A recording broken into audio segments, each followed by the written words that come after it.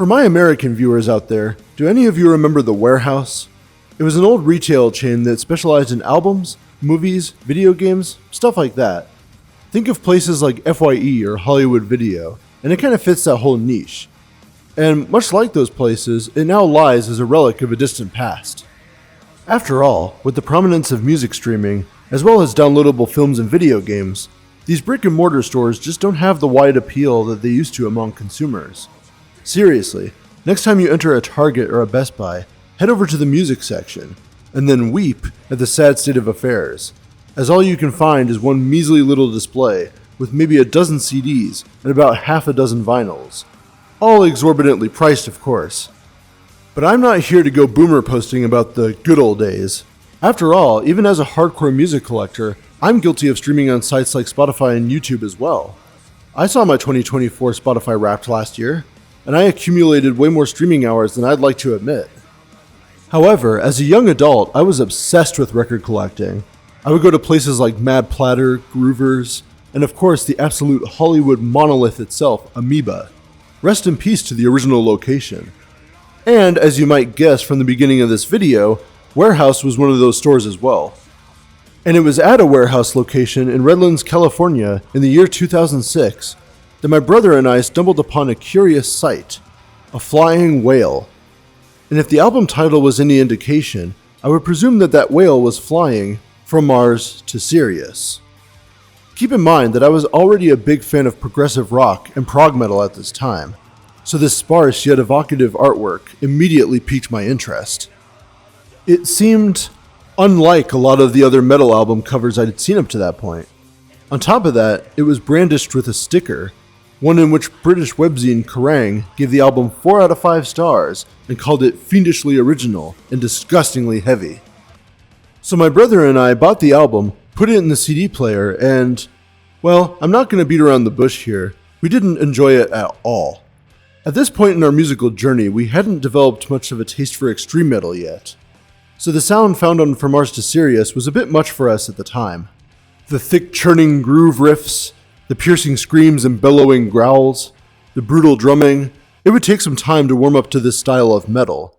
But thankfully, the record did grow on both of us over time, as the brilliance of the songwriting and the thought-provoking nature of the lyrics would shine through.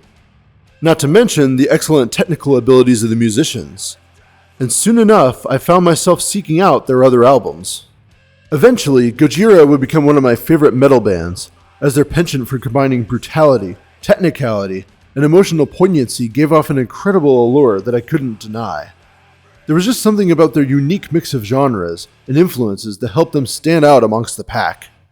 And now, with the band having performed at the goddamn Olympics of all things, which is just awesome by the way, I think it would be cool to walk down memory lane and give my take on all of their records. Yep, in this discog series, we're going all the way from Terra Incognita to Fortitude, as I give my thoughts on each album. And I can't guarantee you that there won't be some hot takes and controversial opinions here and there.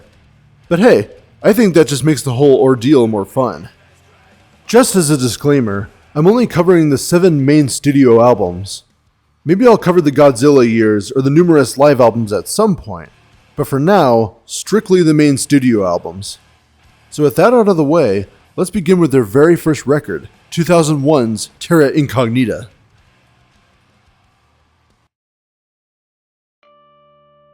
Gojira. Singer and guitarist Joe Duplantier, drummer Mario Duplantier, guitarist Christian Andrew, and bassist Jean-Michel Labadie. This has been their lineup since 1998. Yeah, if you can believe it, they haven't had a single lineup change in over 25 years, which is also to say that they haven't had a lineup change between any of their records.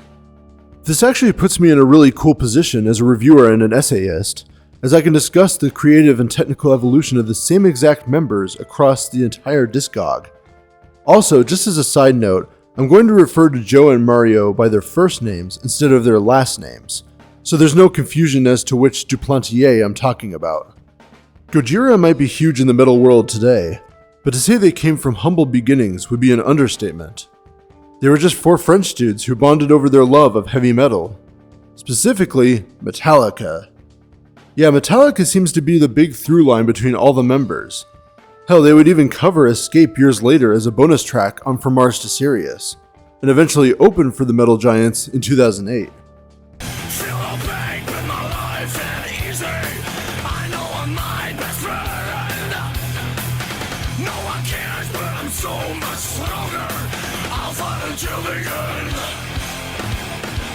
But of course, Gojira's influences run much deeper than that.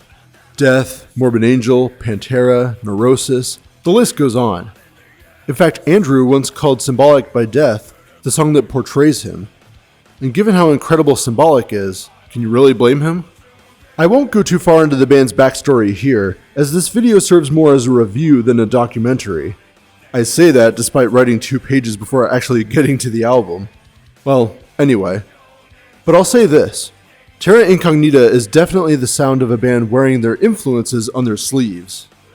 While the record still features the progressive groove/death metal sound that would become their staple, there are many digressions and experiments that you will never find on another Gojira record. And it makes a lot of sense, as even the title and album cover hint at this willingness to dive into the unknown. Terra Incognita literally translates to unknown land. And as for the cover, which features Andrew in a self-reflective pose, Joe said the following in a 2001 interview with VS. This cover sums up the whole album, that is to say a reflection, then an exploration of the soul, which remains in unknown territory. As such, the album has a little bit of everything on it. Death metal fury, funky grooves, somber ambient interludes, weird angular melodies, and even rapping? Yeah, we'll get to that eventually. But I want to start with the death metal side of things, because one thing is clear from the get-go. Terra Incognita is fucking heavy. Certainly the most brutal of Gojira's main studio albums, as far as I'm concerned. And they don't waste any time getting you into the pit either. After a small ominous intro, you get this.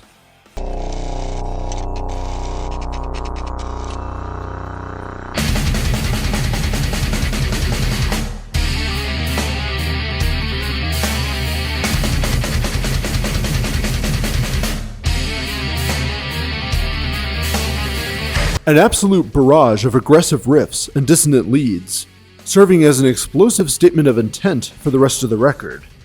For those who are accustomed to the more polished nature of the band's recent work, the material here might be a bit jarring at first, due to its outright aggression. And Clone certainly isn't the only song to take this approach, as other tracks like Deliverance and Love stand out for their intensity as well.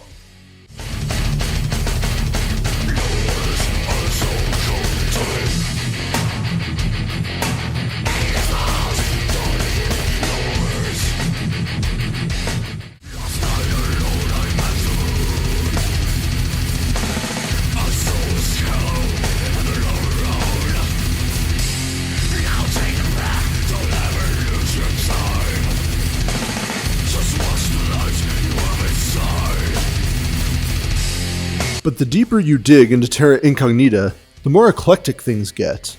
And in the process, the stranger things get. For better or worse, this is the throw shit at the wall and see what sticks era of Gojira. I've already touched on the heaviness of Terra Incognita, but what stands out to me even more is its experimental nature, especially when compared to the band's later efforts. Whether it's the ominous minimalist lead guitar work on the BOTA, the bizarre screaming and screeching noises of 1990 Quadrillion de Tongue, or the rapid-fire tapping runs on Instrumental 04, there's rarely a dull moment found on this thing. Also, fun fact, 04 was actually intended as a birthday present for Joe and Mario's mother.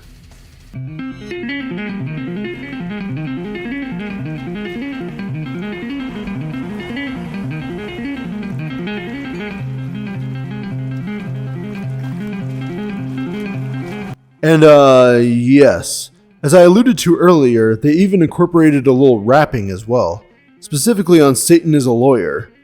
I've never quite been able to determine whether I actually like the song or not. It's just interesting.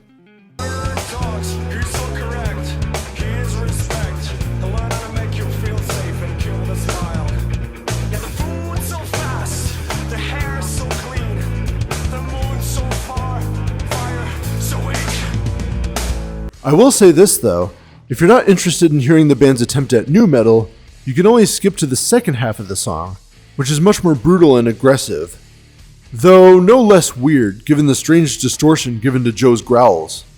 But as I said before, the actual bass, the foundation of Terra Incognita, is still certifiably Gojira. By this point, much of the traditional death metal found on the Godzilla demos have been shed in favor of the prog groove death metal hybrid that defines Gojira's most acclaimed records. That hybrid just happens to be in its formative stages here, but that's perfectly fine. With that said, I think Terra Incognita's biggest highlights tend to be the songs that provide a balance between outright brutality and compelling songwriting. Let's look at Spacetime for instance. What begins as a groovy banger, rife with extremely chunky riffs and squealy pinch harmonics, eventually makes way for a beautiful atmospheric second half. Suddenly, the heavy riffing becomes the background accompaniment to cosmic leads and melodic singing. Yet none of the song's intensity or overall character are lost.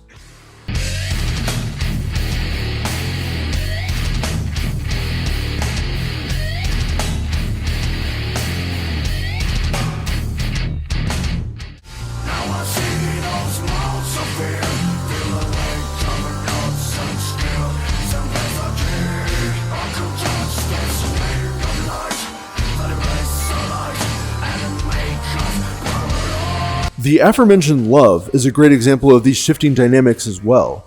The verses are some of the heaviest shit that Gojira have ever put out, but they're always reined in by the melancholic softer sections that surround them. Yet the transitions are surprisingly smooth. The contrast in volume and mood is excellent, and shows just how capable Gojira were as songwriters, even at such an early stage.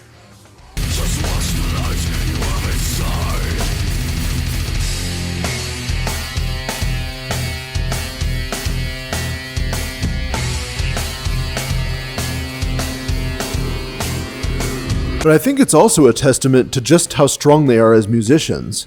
What's interesting to me is that the term technical death metal has been thrown around a lot to describe them over the years, but I don't quite think that's an accurate way to label them. Sure, they have certain hallmarks of that genre, odd time signatures, tight and precise musicianship, complex rhythms, stuff like that, but when I think of 2000s tech death, I think of a lot more flash, for lack of a better term. More emphasis on crazy guitar leads and flashy arpeggios, for instance. Whereas with Gojira, they operate more as a tight singular unit, similar to a band like Meshuggah. With that said, such tight ensemble work only makes their individual standout moments even more noteworthy. I've already mentioned certain highlights in this regard, such as the crazy guitar tapping in 04, or the dissonant leads on Clone. But, as with most of Gojira's work, the real MVP has to be Mario. Even at this stage, he's already an absolute beast behind the kit. His blast beats are rock solid, his double bass is as rapid as a machine gun, and even his softer parts are filled with all sorts of weird little nuances that give his drumming some extra character. His style might not be quite as fleshed out and defined as on later records, but you can absolutely hear the foundations of his signature sound throughout Terra Incognita, especially on tracks like Lizard Skin and Closer Into the Forest.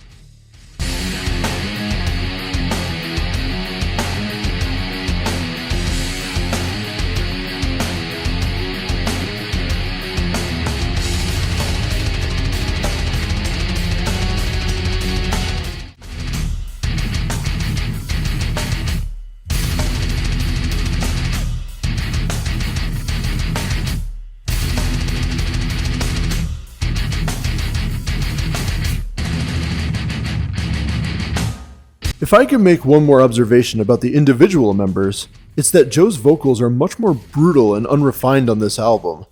He would expand and polish his style over time, to include thrashy shouts, melodic clean vocals, spoken word, and even some occasional vocoder parts. And while he does flirt with some of these techniques here, death metal growls and screams dominate most of his output on Terra Incognita. And to be fair, it's definitely fitting. Songs like Lizard Skin, Rise, and Fire Is Everything just wouldn't sound right if their brutal double bass riffs were accompanied by clean vocals. Regardless, it's pretty cool to hear Joe opt for a more primal, visceral approach on this record. Sadly, Terra Incognita's eclectic tracklist does have the downside of being inconsistent and even a bit scatterbrained.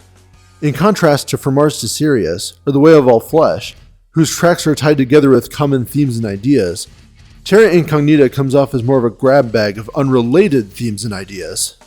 Sure, you'll probably get something unique and cool each time you reach into the bag, but that doesn't mean the overall track list flows very well, especially if you're trying to jam the album from front to back.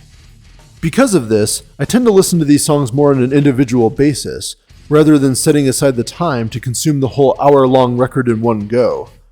Plus, as much as I love Gojira, I don't really have any reason to listen to 1990 Quadrillion du Ton again, especially in a public setting. I feel like that would get pretty awkward.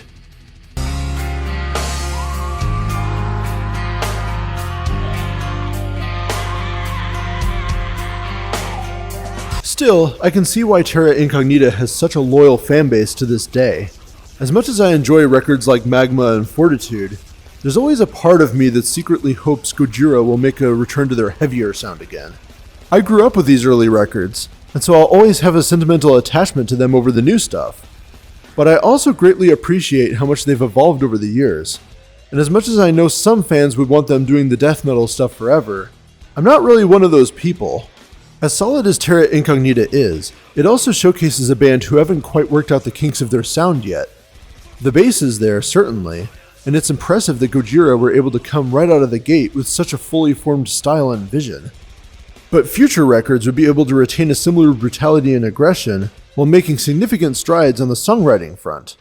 In fact, I see their next album as a much more refined and cohesive version of what they did here. But of course, that's a story for the next video.